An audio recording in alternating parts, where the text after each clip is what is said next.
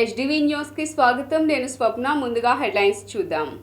CM Jagan నివాసాన్ని ముట్టడించే ప్రయత్నం చేసిన ఏపీసీసీ అధ్యక్షురాలు షర్మిల అరెస్టు చేసిన పోలీసులు నిరుద్యోగ యువతకు ఉద్యోగాలు ఇవ్వాలని ప్రభుత్వాన్ని అడిగితే ఎందుకు అరెస్టు చేస్తున్నారని షర్మిల ధ్వజం. నగరంలో భేటీ అయిన టీడీపీ జనసేన సమన్వయ కమిటీ. టీడీపీ జనసేనకు చెందిన ముఖ్య నేతలు భేటీ. సీట్ల సర్దుబాటు, రాబోయే కాలంలో రెండు పార్టీలు కలిపి నిర్వహించే సభలకు సంబంధించిన పలు అంశాలపై కొనసాగిన చర్చ. తిరుమల తిరుపతి దేవస్థానానికి 10 టన్నుల కూరగాయలు పంపిణీ కార్యక్రమాన్ని ప్రారంభించిన కలెక్టర్ ఢిల్లీరావు. ధార్మిక సేవల్లో సామాజిక సేవలు మిళితం కావడం అభినందనీయమన్న కలెక్టర్. 45వ డివిజన్లో గడప గడపకు మన ప్రభుత్వం కార్యక్రమంలో పాల్గొన్న పశ్చిమ నియోజకవర్గ వైసీపీ ఇన్ఛార్జ్ ఆసిఫ్, మాజీ ఎమ్మెల్యే జలీల్ ఖాన్ పార్టీలోకి రావడాన్ని స్వాగతిస్తున్నట్లు వెల్లడి.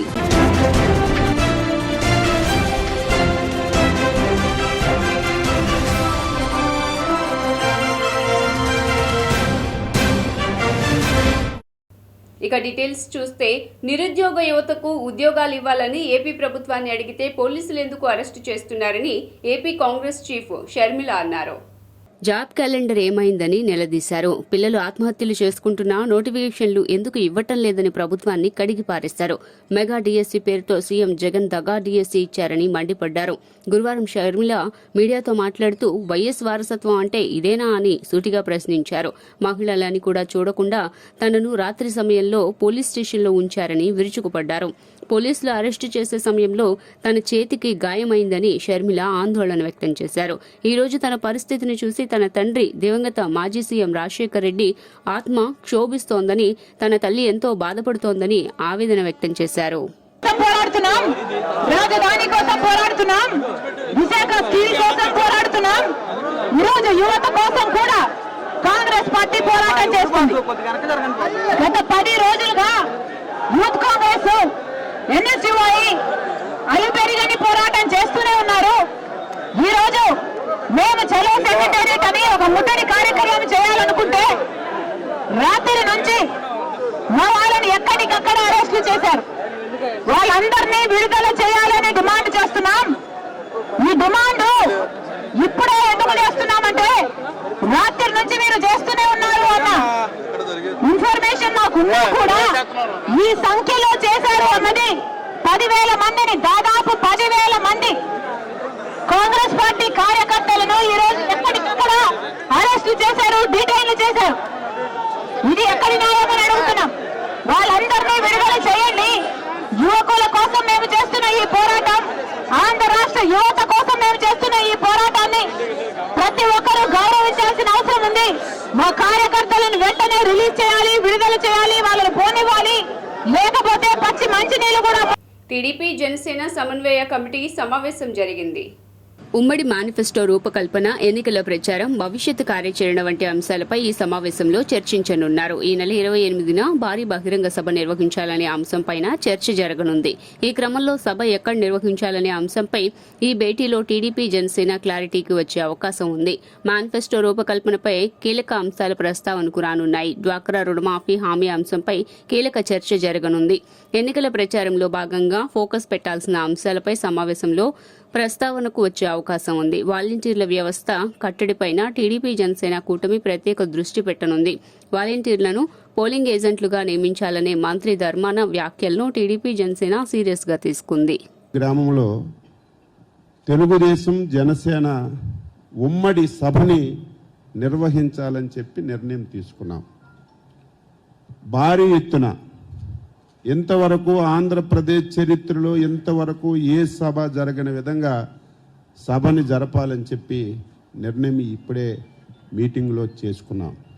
ఈ సభను నిర్వహించడానికి తెలుగుదేశం పార్టీ నుంచి, జనసేన నుంచి 6గురిని కలిసి ఒక కమిటీ వేసుకొని ఆ సభని ఏర్పాట్లు కానీ పర్యవేక్షణ కానీ చేయాలని చెప్పి నిర్ణయం చేశాం. అందుకే ఈ సమావేశం ద్వారా తెలుగుదేశం పార్టీ, జనసేన కుటుంబ సభ్యులకి, ఈ రాష్ట్రంలో ఉన్నటువంటి మేధావి వర్గానికి, ఈ 5 సంవత్సరాలు ఈ దుర్మార్గుడు వల్ల పడినటువంటి ప్రతి ఒక్క బాధితుడికి ఈ సమావేశం ద్వారా ఆహ్వానం పలుకుతున్నాం. రేపు 28వ తారీఖున జరుగుతున్నటువంటి ఈ ఉమ్మడి బహిరంగ సభకి ప్రతి ఒక్కరూ వచ్చి విజయవంతం చేయాలని చెప్పి ఈ సందర్భంగా తెలియజేస్తున్నాను. రెండవది ఉమ్మడి మేనిఫెస్టో, తెలుగుదేశం పార్టీ ఇచ్చినటువంటి సూపర్ 6. ధార్మిక సేవలో సామాజిక సేవ మిళితం అభినందనీయమని జిల్లా కలెక్టర్ ఢిల్లీరావు అన్నారు. దివంగత ధార్మికవేత్త మండవ కుటుంబరావు స్ఫూర్తితో మరడ నాగేంద్ర ఆధ్వర్యంలో స్థానిక నక్కాల రోడ్డు నుండి దాతల సహకారంతో టీటీడీ నిత్యాన్నదాన పథకానికి ఉచిత కూరగాయల పంపిణీ వాహనానికి గురువారం జిల్లా కలెక్టర్ పూజా కార్యక్రమాన్ని నిర్వహించి జెండా ఊపి ప్రారంభించారు. ఈ సందర్భంగా ఆయన మాట్లాడుతూ సాధారణంగా ఎంతో మంది సేవా తత్పరులు వారి వారి అభిరుచి మేరకు విభిన్న రంగాల్లో సేవలు అందిస్తున్నారన్నారు. అయితే లక్షలాది మంది ప్రతిరోజు దర్శించుకునేందుకు తిరుమలకు తరలి వస్తున్నారన్నారు. భక్తులు స్వామివారి ప్రసాదాన్ని సాక్షాత్తు శ్రీ వెంకటేశ్వర స్వామివారే భక్తుల కోసం పంపినట్లుగా భావించే స్థలంలో ఆహారం స్వీకరించేందుకు ప్రతి భక్తుడు ఇష్టపడతారన్నారు. అటువంటి పవిత్ర క్షేత్రానికి కూరగాయలు పంపించటం కూడా దేవుని అనుగ్రహంగానే భావించాలన్నారు. తిరుమల తిరుపతి దేవస్థానంలో నిత్యాన్నదానికి అన్నదానానికి మన విజయవాడ నుండి కూరగాయలు అనేది పంపించడం, ఇలా ప్రతి సంవత్సరం కూడా ఒక 20 నుండి 25 లారీల లోడ్ అనేటువంటిది పంపించడం. దీనికి Akshaya pharmacy friend circle, Balaji canteen సంబంధించింది మన నాగేంద్ర వారి ఆధ్వర్యంలో మండవ కుటుంబరావు గారు ఈ కార్యక్రమాన్ని 2004లో స్టార్ట్ చేశారు. అప్పటి నుండి ఇది కంటిన్యూ చేస్తున్నారు. ఈ సంవత్సరం ఇప్పుడు నా చేతుల మీదుగా ఇక్కడ ఈ ప్రారంభం చేసుకోవడం అనేది చాలా ఆనందంగా ఉంది. దీనికి మన నాగేంద్ర గారు మరియు వివేక్ గారు అండ్ ప్రసాద్ గారు, మిగిలినటువంటి శాస్త్రి గారు, వీళ్ళందరూ కూడా అనేటువంటిది కలిసి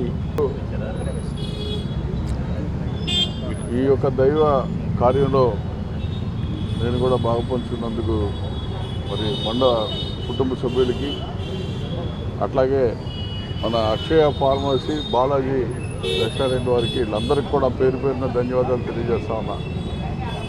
2004 నుంచి వీళ్ళు నిరంతరము ప్రతి సంవత్సరానికి ఒక 20 లోడ్లు చొప్పున తిరుపతి దేవస్థానానికి మరి కూరగాయల పంపిణీ కార్యక్రమాలు నిర్వహిస్తున్నటువంటి నిర్వాహకులందరికీ కూడా పేరు పేరున ధన్యవాదాలు తెలియజేస్తా ఉన్నా.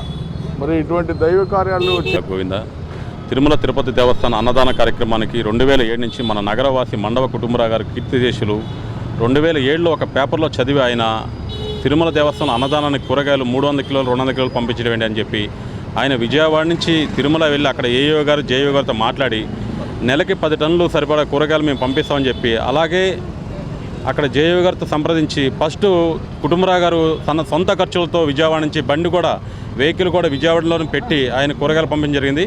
అలాగే రాను 2012లో బాబురాజు గారు, కనుమూరు బాబురాజు గారు చైర్మన్ గారు ఉన్నప్పుడు ఆయనతో మాట్లాడి బాబురాజు గారు ఇలా మేము పంపిస్తాం కూరగాయలు, సోమవారికి ఇంకా ఎక్కువ కూరగాయలు పంపిస్తాం. దమ్మున్న నాయకుడు సీఎం జగన్మోహన్ రెడ్డి అని షేక్ ఆసిఫ్ అన్నారు.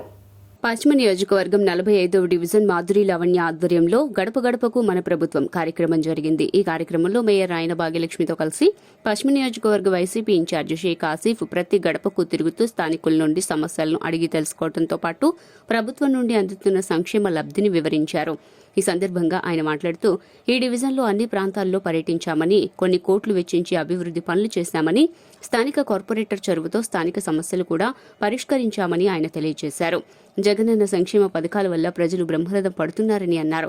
జగన్ పాలన పట్ల ప్రజలు ఎంతగానో ఆనందం వ్యక్తం చేస్తున్నారన్నారు. మా పార్టీ శ్రేణులు ఎంత చంద్రబాబుకి ఏ విధంగా జవాబు చెప్పారో మీ అందరికీ, రాష్ట్ర ప్రజలందరికీ తెలిసిందే. కుప్పాన్నే ఆయన గాలికి వదిలేసి ఏ ఒక అభివృద్ధి చేయకుండా ఈరోజు నేను కుప్పంలో మళ్ళీ పోటీ చేస్తాను, నేను అభివృద్ధి చేస్తానని చెప్పడం భూ కబ్జాలు చేసి వాళ్ళు ఎన్ని ఇబ్బందులు పెట్టారు కుప్పం ప్రజలకి తెలియదేం లేదు. ఈ రాష్ట్ర ప్రజలకి ఏది ఏమైనా కానీ కుప్పం కూడా మాదే. ఈ రాష్ట్రంలో అన్ని 175 స్థానాలు మేము వైఎస్ఆర్సీపీ కైవసం చేసుకుంటుంది. మా ఒకటే టార్గెట్ మాది, వైనాట్ 175 దిశగా అడుగులేస్తాం. జగనన్నతో కలిసి మేమందరం 175 స్థానాలు కైవసం చేసుకుంటాం. వైఎస్ఆర్సీపీ మళ్ళీ అధికారంలోకి వస్తుందని చెప్పేసి, జగనన్న మళ్ళీ ముఖ్యమంత్రి అవ్వడం ఖాయమని చెప్పేసి మీడియా ద్వారా తెలియపరుచుకుంటున్నాను. రాబోయే కాలంలోన త్వరితగతిలోనే దాన్ని ఇంకా పూర్తిగా కబ్బాయిలను డెవలప్ చేస్తామని తెలియజేస్తున్నాను. ఈ ఒక్క డెవలప్మెంట్ని చూడండి, జగన్మోహన్ రెడ్డి గారు అందిస్తున్న సంక్షేమ పథకాలను చూడండి, ప్రతినిత్యం ప్రజల మధ్యలోనే ఉంటున్న నాయకులను చూడండి. ఈరోజు గెలిచిన తర్వాత 5 ఏళ్ల వరకు మళ్ళీ ఆ ఎమ్మెల్యే అన్న క్యాండిడేట్ మళ్ళీ ప్రజల వద్దకు రావటం లేదు, ప్రజలకి మొహం చూపించేది లేదు. అలాగే కార్పొరేటర్లు కూడా గతంలోన ఈ ఒక డివిజన్లోన ఎన్ని లక్షల వరకు జరిగింది, ఎన్ని కోట్ల వరకు జరిగింది, ఈ 5 ఏళ్ల కాలంలోన ఎన్ని కోట్ల వరకు జరిగింది అన్నది ప్రజలకి కావాలంటే మేము పూర్తి స్థాయిలో వివరంగా కూడా చెప్పగలం. గతంలో ఈ డివిజన్లోన వైఎస్ఆర్ కాంగ్రెస్ పార్టీ గెలిచినా కానీ టీడీపీ గవర్నమెంట్లు చేసి చూపిస్తున్నాం. కావాలంటే ఇప్పుడు మీడియా మిత్రులను కూడా నేను తీసుకెళ్ళి గతంలో ఎలా ఉంది కబేలా, ఇప్పుడు ఎలా ఉంది కబేలా అన్నది కూడా నేను పూర్తి స్థాయిలో నేను చూపించగలను. అక్కడ ఎన్ని కోట్ల వర్కులు మేము చేస్తున్నామో, ఎంత కోట్లు అక్కడ వెచ్చించామో కూడా మీకు చూపిస్తాము. అలాగే పీపీపీ 3లోన దానిలో పూర్తిగా మిషనరీ పెట్టే విధంగా గవర్నమెంట్ కూడా మేము పంపించాము. గవర్నమెంట్లో అది ఓకే అయి రాగానే అక్కడ మిషనరీ కూడా మేము ఏర్పాటు చేస్తాం. మేము చేశాము, మేము చూపిస్తాము. డెవలప్మెంట్ చూపించి ఓట్లాడడం జరుగుతుంది ఇప్పుడు. అంతేకాకుండా వాళ్ళకు వస్తున్న సంక్షేమాలు వాళ్ళే చెప్పడం, వాళ్ళ నోటి ద్వారానే వింటూ ఎక్కడైతే 1-2 ఉన్న ఇబ్బందులు కూడా తెలుసుకొని మేము అవి క్లియర్ చేయడానికే ప్రతి ఒక్కళ్ళ ఇన్ఫర్మేషన్ కూడా గ్యాదర్ చేయడం జరుగుతుంది. సో దీనికి అంతా కూడా సపోర్ట్ చేస్తూ ప్రజలకి ఇంకా రానున్న కాలంలో కూడా ఏ రకమైన ఇబ్బందులు ఉన్నా సరే మా దగ్గరికి. టీడీపీ జనసేన పార్టీ అభ్యర్థుల గెలిపే లక్ష్యంగా ముందుకు వెళ్తున్నట్లు ఎంఎస్ బేగ్ మీడియాకు తెలియజేశారు. విజయవాడ పశ్చిమ నియోజకవర్గం టీడీపీ ఆధ్వర్యంలో బాబు రావాలి, రాష్ట్రం బాగుపడాలి నినాదంతో చిట్టినగర్ నగరాల మహాలక్ష్మి దేవస్థానంలో పూజా కార్యక్రమాలు నిర్వహించారు. అనంతరం ఆ పార్టీ మైనారిటీ నేత ఎంఎస్ బేగ్ ఆధ్వర్యంలో అమ్మవారికి 101 టెంకాయలను మొక్కులుగా చెల్లించి చంద్రబాబు జనసేన టీడీపీ ప్రభుత్వాలు అధికారంలోకి రావాలంటూ వేడుకున్నారు. ఈ సందర్భంగా ఎంఎస్ బేగ్ రాష్ట్రానికి పట్టిన పీడ వదలాలన్నారు. ప్రజల భవిష్యత్తు బాగుండాలని, రాబో కాలంలో తెలుగుదేశం జనసేన నాయకత్వానికి పట్టం కట్టాలంటూ ప్రజలకు పిలుపునిచ్చారు. తెలుగుదేశం పార్టీ అధ్యక్షులు నారా చంద్రబాబు నాయుడు గారు, అలాగే జనసేన పార్టీ అధ్యక్షులు పవన్ కళ్యాణ్ గారు ఇద్దరు కూడా ఒక మంచి కలయికతో ఆంధ్ర రాష్ట్రాన్ని భవిష్యత్తు ముందు తీసుకెళ్లాలని చెప్పి ఈ యొక్క రాష్ట్ర ప్రయోజనాల కోసం, రాష్ట్ర భవిష్యత్తు కోసం, భావి తరాల కోసం ఒక మంచి కార్యాచరణని ముందు తీసుకెళ్లే నేపథ్యంలో మనమందరం చూస్తూ ఉన్నాం. ఈ యొక్క అధికార మదంతో వైఎస్ఆర్ కాంగ్రెస్ పార్టీ దండగులు ఎవరిని కూడా వదిలిపెట్టే పరిస్థితి కనబడట్లేదు. ఎంత హింసాత్మకమైన వ్యవహారం వస్తుందంటే దగ్గర నుంచి మనమందరం కూడా చూసాం. పాత్రికేయుల మీద కూడా దాడులు జరిగినాయి. అలాగే పత్రికా భవనాల మీద కూడా దాడులు జరిగినాయి. అసలు ఈ రాష్ట్రంలో ప్రజలందరూ కూడా ఒక భయాందోళనతో బతుకుతూ ఉన్నారు. ఎవరికి కూడా భద్రత లేని పరిస్థితి కనబడతా ఉంది. కేవలం ఈ యొక్క జగన్మోహన్ రెడ్డి యొక్క మూర్ఖపు వ్యవహారం ప్రతిపక్షాన్ని అణగదొక్కాలి, అలాగే ఫోర్త్ ఎస్టేట్గా జరుగుతున్న వాస్తవ దారిని హస్తఖండంతో ఖండిస్తూ రాష్ట్రంలోని వైసీపీ అల్లరి రౌడీ మూకల పాలనకి అంతమొందాలని, ఈ పాలనకి చరమగీతం పాడాలని, అలాగే నారా చంద్రబాబు నాయుడు గారు మళ్ళీ ముఖ్యమంత్రి కావాలని, రాష్ట్రంలోని యువతకు, బడుగు బలహీన వర్గాలకు అభివృద్ధి అన్ని ఫలాలు అందించాలనే ఐఏఎస్, ఐపీఎస్ అధికారులు దేశం పట్ల, ప్రజల పట్ల అంకిత భావంతో పనిచేయాలని రాష్ట్ర బీజేపీ అధ్యక్షులు దగ్గుబాటి పురంధరేశ్వరి అన్నారు. ఎన్నికల అధికారులుగా ఉన్నవాళ్లు బాధ్యతతో వ్యవహరించాలని, అధికారులు ప్రజల పట్ల బాధ్యతతో ఉండాలి కానీ పార్టీ పట్ల కాదనే విషయాన్ని అధికారులు గుర్తించాలని పురంధరేశ్వరి హితవు పలికారు. తప్పులు చేసే అధికారులు తీరు మారుకుంటే కేంద్రానికి ఫిర్యాదు చేస్తామన్నారు. ఏపీలో దొంగ ఓట్ల అంశం ఆందోళన కలిగిస్తోందన్నారు. ఇప్పటికే దొంగ ఓట్ల వ్యవహారం కేంద్ర ఎన్నికల సంఘానికి ఫిర్యాదు చేశామని, తమ ఫిర్యాదుతోనే ఐఏఎస్ అధికారి గిరీష సహా ఇతర అధికారులను సస్పెండ్ చేశారన్నారు. వైసీపీ నేతలు కొందరు అధికారులు కుమ్మక్కై ఓట్ల జాబితాలో అవకతవకలు చేస్తున్నారని, క్రిమినల్ మైండ్ ఉన్నవాళ్లే ఇంత పెద్ద ఎత్తున ఓటర్ల జాబితాలో అవకతవకలు చేయగలరన్నారు. బట్ మాకు రుజువులతో సహా మా దగ్గరికి వచ్చిన తర్వాత నేను అధ్యక్షురాలైన తర్వాత దగ్గర దాన్ని ఒక 2-3 రోజులు దాన్ని క్షుణ్ణంగా పరిశీలించాం. అంటే ఒక పెన్ డ్రైవ్లో ఈ దొంగ ఓటర్ లిస్ట్ని డౌన్లోడ్ చేయటం, ఈ ఎపిక్ కార్డ్స్ని ప్రింట్ చేయటం, ఇవన్నీ కూడా ఒక పెన్ డ్రైవ్లో ఉంటే వాటన్నిటినీ కూడా క్షుణ్ణంగా మేము ఒక 4-5 రోజులు మేము పరీక్షించుకున్నాం. ఎందుకంటే మేము ఎన్నికల అధికారి దగ్గరికి వెళ్తున్నప్పుడు మేము అసత్యాలతో వెళ్ళకూడదు కనుక మేము ముందు నిర్ధారించుకోవాలని వీటన్నిటి మీద క్లోజ్గా స్టడీ చేసి ఆ తరువాత ఆ రుజువుల్ని తీసుకుని అదే పెన్ డ్రైవ్ని తీసుకెళ్ళి మేము అక్కడ ఎన్నికల అధికారికి ఇవ్వడం జరిగింది, చీఫ్ ఎలక్షన్ కమిషనర్ రాజీవ్ గారికి ఇవ్వడం జరిగింది. కనుక ఈ విషయాలన్నీ కూడా భారతీయ జనతా పార్టీ ఇవాళ ఏదన్నా ప్రజా అంశం, ప్రజలకు సంబంధించినటువంటి విషయాలు దృష్టికి వచ్చినట్లయితే వెంటనే దాన్ని ప్రజా గళం అవుతూ ప్రజల పక్షాన్ని నిలబడుతూ దాని మీద వాయిస్ వినిపించడం మాత్రమే కాకుండా అన్ని విషయాలు ఐపీఎస్ అంటే ఇండియన్ పోలీస్ సర్వీస్. మీరు అనుభవించే పదవుల ముందు ఇండియన్ అనేది ఉన్నది. కనుక మీ సేవ, మీ బాధ్యత, మీ అంకిత భావం దేశం పట్ల, దేశ ప్రజల పట్ల ఉండాలి. కానీ ఒక రాజకీయ పార్టీయో లేదా ఒక నాయకుడు పట్ల ఉండకూడదు అనేది నేను ఇవాళ ఈ ప్రెస్ కాన్ఫరెన్స్ మాధ్యమంగా నేను తెలియజేస్తున్నాను. రోటరీ నిధులతో 76 మంది పిల్లలకు గుండె శస్త్రచికిత్సలు నిర్వహించడం అభినందనీయమని ప్రాజెక్టు చైర్మన్ డాక్టర్ జీవి మోహన్ ప్రసాద్ రావూరి సుబ్బారావులు తెలియజేశారు. నగరంలోని Andhra hospitals heart and brain stroke institute నందు మీడియా సమావేశం నిర్వహించారు. ఈ సమావేశానికి ప్రాజెక్టు చైర్మన్ డాక్టర్ జీవి మోహన్ ప్రసాద్ అధ్యక్షత వహించగా రోటరీ జిల్లా 3020 గవర్నర్ దావూరి సుబ్బారావు ముఖ్య అతిథిగా హాజరై మాట్లాడారు. Andhra hospital heart and brain institute నందు రోటరీ క్లబ్ ఆఫ్ విజయవాడ మరియు ఆంధ్ర హాస్పిటల్ సంయుక్తంగా రోటరీ క్లబ్ ఆఫ్ విజయవాడ సహకారంతో ఆంధ్ర హాస్పిటల్లో ఉచిత పిల్లల గుండె ఆపరేషన్లను నిర్వహించినట్లు తెలియజేశారు. రోటరీ నిధులతో 76 పేదలకు గుండె శస్త్రచికిత్సల ప్రాజెక్టు ప్రారంభించడం జరిగిందన్నారు.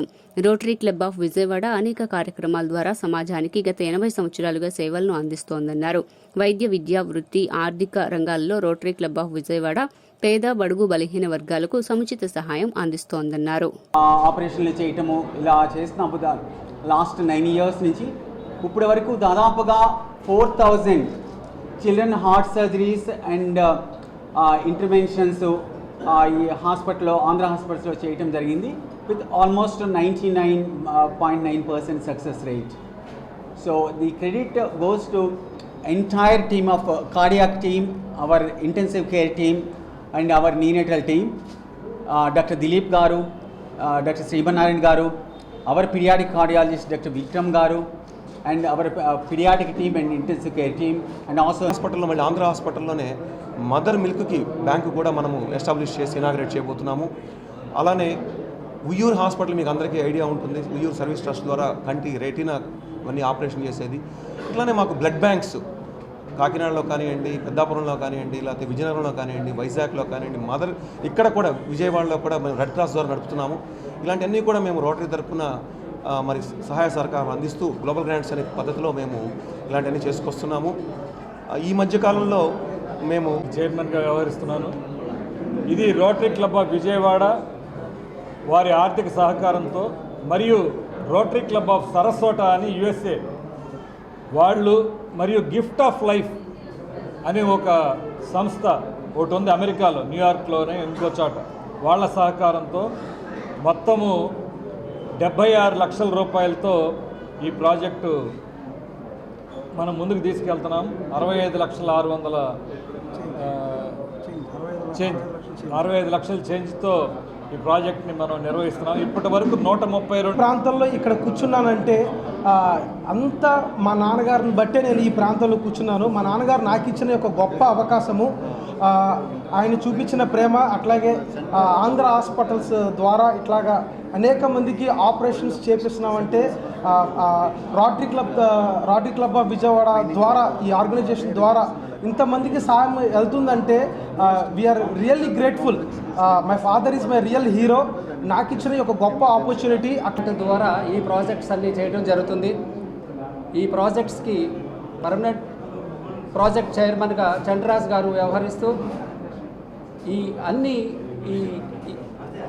ఈ డొనేషన్స్ ఇవన్నీ గ్లోబల్ గ్రాంట్ ద్వారా తేవడానికి ఆయన సహకారంతోనే ఇవన్నీ జరుగుతూ ఉన్నాయి. ఇప్పుడు చెప్పినట్లుగా ఫస్ట్ ఫేజ్లో 62 గుండె ఆపరేషన్లు చేశారు చిన్నపిల్లలకి, సెకండ్ ఫేజ్లో 70 చేశారు, ఇప్పుడు థర్డ్ ఫేజ్లో 76 చేశారు. ఇప్పుడే మా రోటరీ క్లబ్ తరఫున వారికి చెక్ కూడా అందించడం జరుగుతుంది. బీజేపీ వైసీపీలను గద్దెదించాలని సిపిఎం నేతలు పిలుపునిచ్చారు. సిపిఎం జనశంకారావం విజయవాడ పాయకపురం ప్రకాష్ నగర్ సెంటర్లో గురువారం ఉదయం ప్రారంభమైంది. సిపిఎం రాష్ట్ర కార్యదర్శి వి శ్రీనివాసరావు కార్యక్రమాన్ని ప్రారంభించారు. ముందుగా హర్యానాలో బీజేపీ ప్రభుత్వ క్రూరత్వానికి బలైన శుభకరణ్ సింగ్ యువ రైతుకు నివాళులర్పించారు. రెడ్ బెలూన్లకు ఎగరేసి కార్యక్రమాన్ని మొదలుపెట్టారు. ముఖ్య నేతలు ప్రసంగించారు. దేశాన్ని ముంచిన, రాష్ట్రాన్ని వంచిన బీజేపీ వైసీపీలను గద్దెదించండి. నిరంకుశ బీజేపీతో జతకడుతున్న తెలుగుదేశం కూటమిని ఓడించండి. నీతివంతమైన రాజకీయాలతో దేశ భవిష్యత్తుకు ప్రజలు అండగా నిలిచే సిపిఐ, సిపిఎం వామపక్షాలను బలపరచండి నినాదంతో వారం రోజుల పాటు సిపిఎం రాష్ట్ర కార్యదర్శి వర్గ సభ్యులు సిహెచ్ బాబురావు నేతృత్వంలో విజయవాడ సెంట్రల్ నియోజకవర్గంలో ఈ పాదయాత్ర కొనసాగనుంది. స్వేచ్ఛాయుతమైనటువంటి మన విజయవాడ, ఇది మన బెజవాడ అనుకునేటువంటి ఒక ప్రశాంతమైనటువంటి నగరాన్ని రూపొందించడమే కమ్యూనిస్టుల కర్తవ్యం. ఒకప్పుడు కమ్యూనిస్ట్ పార్టీలు ఇక్కడ బలంగా ఉన్నప్పుడు, ఈ కార్పొరేషన్లో కమ్యూనిస్ట్ పార్టీల ఆధ్వర్యంలో నడుస్తున్నప్పుడు పేదవాళ్ళకి అన్ని రకాల సౌకర్యాలు ఏర్పాటు చేసినటువంటి ఘనత కమ్యూనిస్ట్ పార్టీది. ఆ రోజు నుంచి ఈ రోజు వరకు కూడా ప్రజలు కమ్యూనిస్టుల కార్పొరేషన్ని మర్చిపోవటం లేదు. అందువలన ఇప్పుడు ఈ కాలంలో, ఇటీవల కాలంలో ఎక్కడ ఖాళీ భూములు దొరికినా లేకపోతే ఎక్కడ వివాదాలు వచ్చినా వాటన్నిటిలో జొరబడి భూములన్నీ కబ్జా చేయటం, పేదవాళ్ళ ఇళ్లని లేపేసేయటం, వాళ్ళకి అసలు నిద్ర లేకుండా చేస్తున్నటువంటి పరిస్థితి కనిపిస్తున్నది.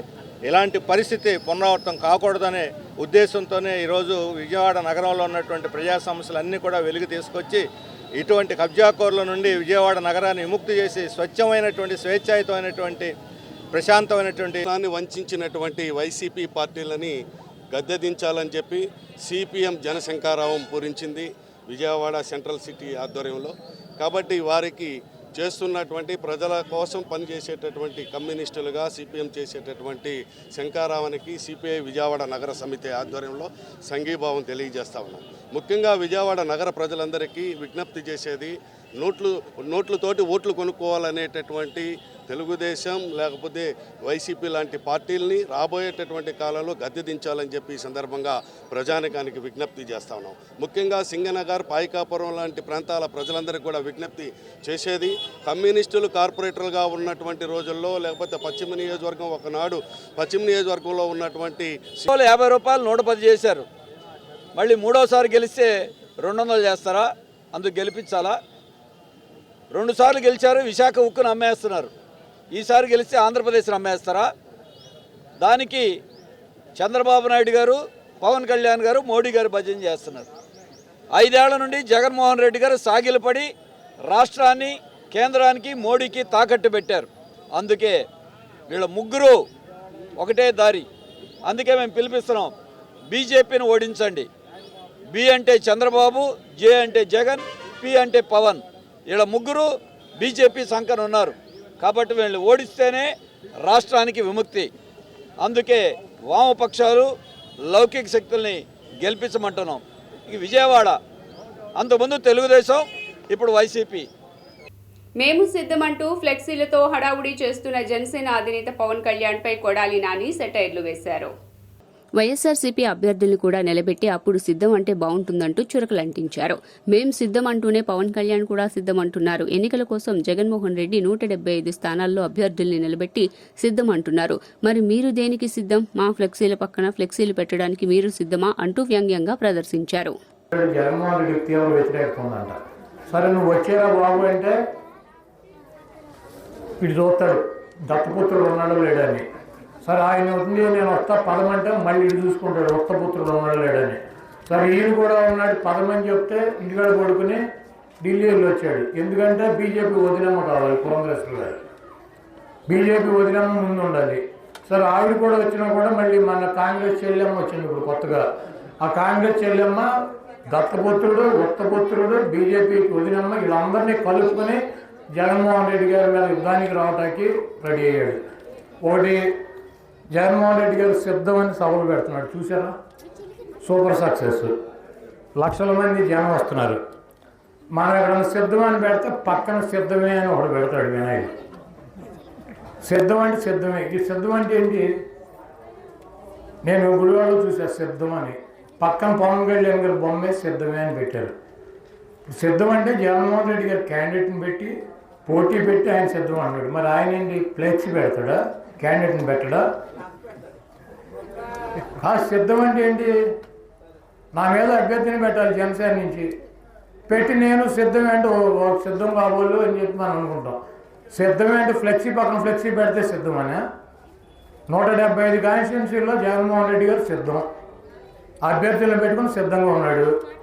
మీరు చంద్రబాబుని సీఎంని చేయాలనే పవన్ జనసేన పార్టీ పెట్టారని ఎమ్మెల్యే వెల్లంపల్లి శ్రీనివాస్ ఎద్దేవా చేశారు. వైఎస్సార్సీపీ సెంట్రల్ నియోజకవర్గ సమన్వయకర్త మాజీ మంత్రి ఎమ్మెల్యే వెల్లంపల్లి శ్రీనివాసరావు గురువారం నాడు నియోజకవర్గంలో గడప గడపకు మన ప్రభుత్వం కార్యక్రమంలో భాగంగా స్థానిక 32వ డివిజన్ శాంతినగర్ తదితర ప్రాంతాల్లో స్థానిక వైఎస్సార్సీపీ ఇన్ఛార్జి సుందర్పాల్, కో ఆప్షన్ సభ్యురాలు సుభాష్ని తదితరులతో కలిసి ప్రతి ఇంటికి వెళ్లి కరపత్రం ఇస్తూ ప్రజలతో మమేకమై పర్యటించారు. ఈ సందర్భంగా వెల్లంపల్లి మాట్లాడుతూ ప్రతి డివిజన్ పర్యటనలో భాగంగా ఈ రోజు 32వ డివిజన్లో పర్యటించామన్నారు. అందరితో కలిసి ప్రజల వద్దకు వెళ్తున్నామని తెలిపారు. మళ్ళీ చెప్తున్నాను, పవన్ కళ్యాణ్ని ఈ 10 సంవత్సరాల్లో ఏం మాట్లాడేదో ఒకసారి మొత్తం ఆయన మాట్లాడిన స్పీచెస్ అని కూడా చూడమని చెప్పండి. నేను కాపుల్లో పుట్టాను, కనీసం కాపులో నన్ను ఆదరించరా అని చెప్పని కాపుల మీటింగ్లో చెప్తాడు. బయటకు వచ్చి నేను కాపును కాదంటాడు. మళ్ళీ మా మిస్సెస్ క్రిస్టియన్ అంటాడు. మళ్ళీ మత మార్పులు జరుగుతున్నాయి అంటాడు. మాటకి మీటింగ్కి పొంతం లేకుండా మాట్లాడే వ్యక్తే పవన్ కళ్యాణ్. ఏదైనా ఒక మీటింగ్కి ఇంకో మీటింగ్ పొంతం ఉంటుంది అతనికి. ఆ రోజు అవకాశాన్ని బట్టి, ఆ రోజు అవసరాన్ని బట్టి మాట్లాడే వ్యక్తి పవన్ కళ్యాణ్ అన్నమాట. దీర్ఘకాలిక రాజకీయం చేద్దామని కానీ, ఈ రాష్ట్రాన్ని అభివృద్ధి చేద్దామని కానీ, ఈ రాష్ట్రంలో జనసేన పార్టీని అభివృద్ధి చేసి జనసేన కేడర్ని కాపాడాలని కానీ ఎప్పుడైనా కానీ ఒక్కరోజు ఆలోచించాడా? ఎప్పుడు కూడా పొత్తులతో పోదామని చెప్పని గతంలో 2014తో ఇదే పొత్తులతో పోయి పోటీ చేయకుండా వాళ్ళకి మద్దతు పలికాడు. 2019లో మోడీ గారిని పాచిపల్లి లడ్డు అన్నాడు. లోకేష్ అంత అవినీతిపరుడు ఇంకోటి లేడన్నాడు. చంద్రబాబు అంత వెన్నుపోటుదారుడు ఇంకోటి లేదన్నాడు. మళ్ళీ ఈరోజు వాళ్ళు ముగ్గురితో కలిసి వెళ్తా అంటున్నాడు. బీఎస్పీతో కలిశాడు, కమ్యూనిస్ట్ పార్టీతో కలిశాడు, అన్నింటిలో కలిశాడు పవన్ కళ్యాణ్ అనే వ్యక్తి. ఇంకా అతను ఎవరైనా నమ్ముతారు? రాష్ట్రంలో పవన్ కళ్యాణ్ అనే వ్యక్తి నమ్ముతారు ఎవరైనా కానీ? రోజుకో అంటే సినిమాల్లో వేషాలు వేసినట్టు ఈ రాజకీయాల్లో కూడా వేషాలు వేస్తున్నాడు. చంద్రబాబు ముఖ్యమంత్రి చేయడానికి జనసేన పార్టీ కావాలా? జనసేన తీసుకెళ్ళి తెలుగుదేశం కలిపేసి నువ్వు కూడా లోకేష్ లాగా నేను అతను సొంత పుత్రుడు, నేను దత్తపుత్రుడు అని చెప్పు. అంతే తప్ప ఓ పక్కేమో జనసేన పార్టీ పెట్టుకుంటావు, ఓ పక్కేమో చంద్రబాబు సీఎం అవ్వాలంటావు. ఏమో ఇటువంటి రాజకీయ పార్టీలు దేశంలో నేను జనసేన పార్టీని చూశాను. సంస్థ ఏర్పడిన తర్వాత ధైర్యంగా చెప్తా ఉన్నాం, లేకపోతే పలానా వీధిలో పలానా రోడ్డు వేసామని చెప్తా ఉన్నాం, లేకపోతే పలానా పార్క్ డెవలప్ చేసామని చెప్తా ఉన్నాం, లేకపోతే కమ్యూనిటీ హాల్ కట్టామని చెప్తా ఉన్నాం. నిన్నగాక మొన్న ఎస్సీ సోదరులందరికీ కూడా మన ఏదైతే అయోధ్య నగర్ మెయిన్ రోడ్డు మీద ఉన్నటువంటి దాని మీద కూడా సుమారుగా 20-30 లక్షల రూపాయలతో మరి దాన్ని కూడా ఆధునీకరణ చేయడానికి మరి నిధులు కేటాయించాం.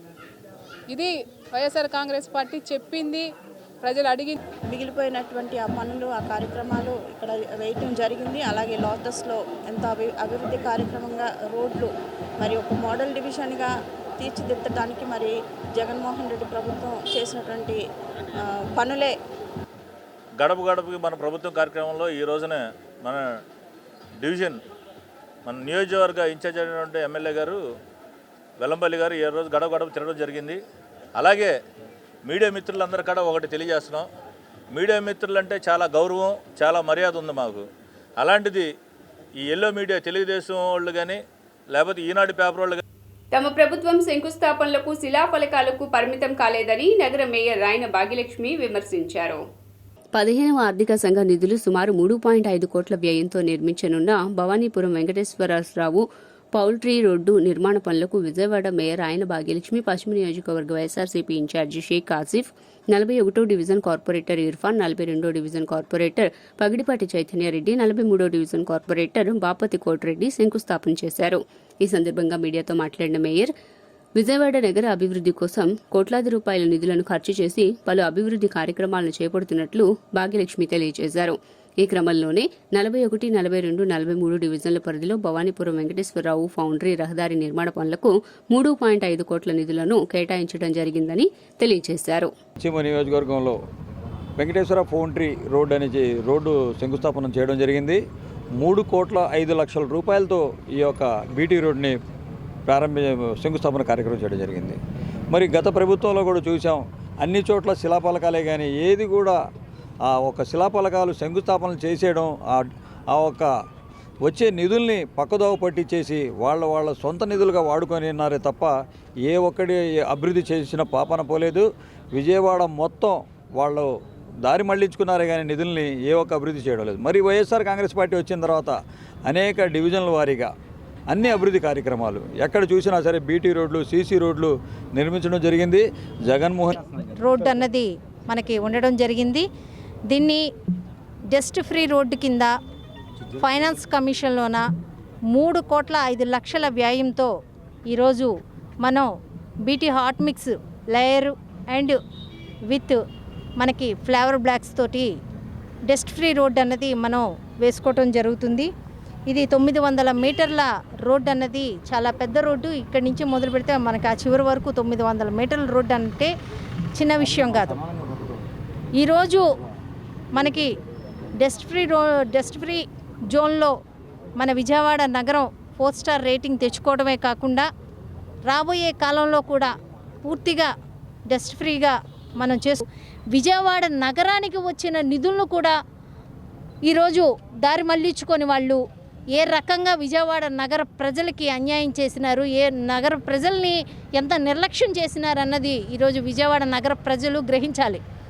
గతంలో ఎందుకు జరగలేదు, ఇప్పుడు ఎందుకు జరుగుతున్నాయి, ఇంత అభివృద్ధి ఎందుకు జరుగుతుంది, జగన్మోహన్ రెడ్డి గారి గవర్నమెంట్లోనే ఇంత అభివృద్ధి ఎందుకు జరుగుతుంది, గతంలో ఎందుకు జరగలేదన్నది కూడా ఉంది. మహాత్మా గాంధీ హోల్సేల్ మార్కెట్ ఇక్కడ ఎక్కువగా రద్దీగా ఉండే రోడ్డు ఇది. అంటే ఎక్కువగా చుట్టూ మన బీటీ రోడ్డే ఉంది. అటుపక్క ఇటుపక్క బాగా డస్ట్ ఉండటం వల్ల డస్ట్ ఫ్రీ పొల్యూషన్ ఫ్రీ వాళ్ళ ద్వారా ఆధ్వర్యంలో అటుపక్క ఇటుపక్క చక్కటి ఫ్లవర్ బ్లాక్స్ మరి మధ్యలో బీటీ రోడ్డు కూడా 3 కోట్ల వ్యయంతో అక్కడ మరి ఆ రోడ్డుని ఈరోజు end to end BT road వేస్తే ఎక్కువ రద్దీగా లారీలు తిరిగేటువంటి మరి మార్కెట్ యార్డ్ ఉంది కాబట్టి ఎప్పుడు కూడా లారీలు తిరిగేటువంటి బాగా బిజీ రోడ్డు ఇది. దానివల్ల విపరీతమైనటువంటి పొల్యూషన్ ఇదవుతూ ఉంది, డస్ట్ వస్తూ ఉంది. దాని అంతటిని కూడా కంట్రోల్ చేసి డస్ట్ ఫ్రీ ఏరియా చేసుకోవడానికి అని చెప్పేసి మరి ఈరోజు ఎన్టీటీపీఎస్ యాజమాన్యం ముస్లిం మసీదులను కూల్చి సమాధులపై పునాదులు వేశారని ముస్లిం మత పెద్దలు సంచలన ఆరోపణలు చేశారు. బూడిద కాలుష్య పీడిత ప్రాంతాల్లో తక్షణమే నియంత్రణ చర్యలు తీసుకోవాలని సయ్యద్ హజరత్ షాబుకారి బాబా ఆస్థాన సూఫీ మత గురువు మహమ్మద్ అల్తాఫ్ రజా డిమాండ్ చేశారు. కొండపల్లిలోని దర్గా ప్రాంగణంలో బొగ్గు కాలుష్య తీవ్రతపై భక్తులు పడుతున్న అవస్థలపై మీడియా సమావేశాన్ని నిర్వహించారు. సంబంధించినటువంటి వ్యవహారం ఇక్కడ మేము ఉద్యోగాలు చేయడానికి మా స్థలాలు ఇచ్చాం, మా పొలాలే ఇచ్చాం. 150 ఎకరాలు ఎక్కడో ఏదో బాబర్ మసీద్ జరిగిందని చెప్పి బాబర్ మసీద్ పగలగొట్టారని గొడవ జరుగుతుంది. ఎన్నో సంవత్సరాలు గొడవ జరిగింది. 475 సర్వే నంబర్ 85 సెంట్లు, 475 సర్వే నంబర్లో 83 సెంట్లు మసీదు ఖాజా మసీదును కూల్చినటువంటి దాఖలాలు ఎన్టీటీపీఎస్ సంస్థ చేసిందా లేదా? 424 సర్వే నంబర్లో కర్బలా మసీదు 16 ఎకరాలు, ఆనాడు 16 ఎకరాల్లో ఉన్నటువంటి మసీదును కూల్చినటువంటి దాఖలాలు ఎన్టీటీపీఎస్ సంస్థ చేసిందా లేదా? మీరు మసీదులు కూల్చారు, మసీదులు ధ్వంసం చేశారు, సమాధుల మీద పునాదులు కట్టారు. కానీ మా ప్రాంతం బాగుపడాలి, మా ప్రాంతం అభివృద్ధి చెందాలి, ఇక్కడ ఉన్నటువంటి వాళ్ళందరూ కూడా అభివృద్ధి చెందాలని ఒక మంచి ఉద్దేశంతో మా స్థలాలను 150 ఎకరాలు మినిమం మీకు ఇచ్చామంటే, మీ సంస్థకి 150 ఎకరాలు ఇచ్చాం, మీరు కనీసం ఒక్కళ్ళకు ఉద్యోగం ఇచ్చారు. వార్తలు ముగించే ముందు హెడ్లైన్స్ మరోసారి. సీఎం జగన్ నివాసాన్ని ముట్టడించే ప్రయత్నం చేసిన ఏపీసీసీ అధ్యక్షురాలు షర్మిల అరెస్టు చేసిన పోలీసులు. నిరుద్యోగ యువతకు ఉద్యోగాలు ఇవ్వాలని ప్రభుత్వాన్ని అడిగితే ఎందుకు అరెస్టు చేస్తున్నారని షర్మిల ధ్వజం. నగరంలో భేటీ అయిన టీడీపీ జనసేన సమన్వయ కమిటీ. టీడీపీ జనసేనకు చెందిన ముఖ్య నేతలు భేటీ. సీట్ల సర్దుబాటు, రాబోయే కాలంలో 2 పార్టీలు కలిపి నిర్వహించే సభలకు సంబంధించిన పలు అంశాలపై కొనసాగిన చర్చ. తిరుమల తిరుపతి దేవస్థానానికి 10 టన్నుల కూరగాయలు పంపిణీ కార్యక్రమాన్ని ప్రారంభించిన కలెక్టర్ ఢిల్లీరావు. ధార్మిక సేవల్లో సామాజిక సేవలు మిళితం కావడం అభినందనీయమన్న కలెక్టర్. 45వ డివిజన్లో గడప గడపకు మన ప్రభుత్వం కార్యక్రమంలో పాల్గొన్న పశ్చిమ నియోజకవర్గ వైసీపీ ఇన్ఛార్జ్ ఆసిఫ్. మాజీ ఎమ్మెల్యే జలీల్ ఖాన్ పార్టీలోకి రావడాన్ని స్వాగతిస్తున్నట్లు వెల్లడి. ఎస్డీవీ న్యూస్ ఇంతటితో సమాప్తం. తిరిగి వార్తల్లో మళ్ళీ కలుద్దాం. అంతవరకు సెలవు. నమస్కారం.